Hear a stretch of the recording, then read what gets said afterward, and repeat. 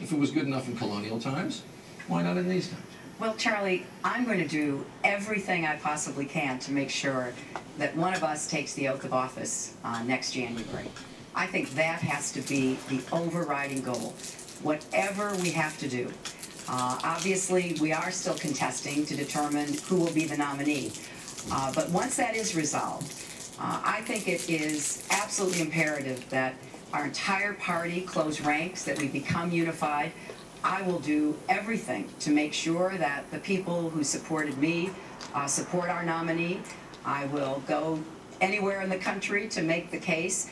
And I know that Barack feels the same way, because both of us have spent 15 months traveling our country.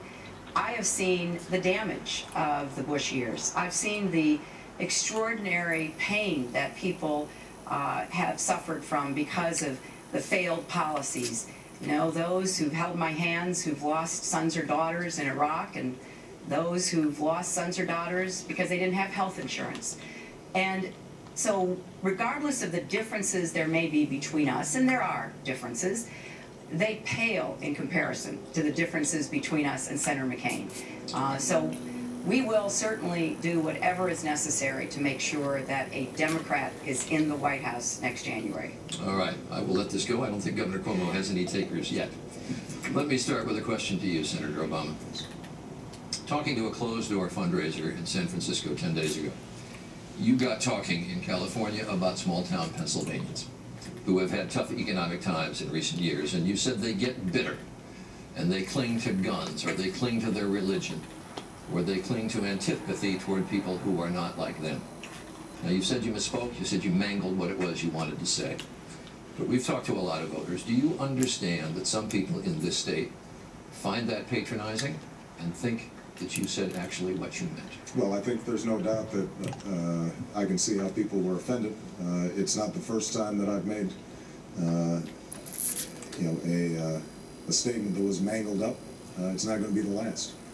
But let me be very clear about what I meant, because it's something that I've said in public, it's something that I've said on television, which is that people are going through very difficult times right now. And we are seeing it all across the country, and that was true even before the current economic hardships that are stemming from the housing crisis. This is the first economic expansion that we just completed in which ordinary people's incomes actually went down when adjusted for inflation, at the same time as their costs of everything from health care to gas at the pump have skyrocketed. And so the point I was making was that when people feel like Washington's not listening to them, when they're promised year after year, decade after decade, that their economic situation is going to change, and it doesn't, then politically they end up focusing on those things that are constant, like religion. They end up feeling this is a place where I can find some refuge. This is something that I can count on. They end up being much more concerned about votes around things like guns, where traditions have been passed on from generation to generation, and those are incredibly important to them. And yes, what is also true is that wedge issues, hot button issues, end up taking prominence in our politics.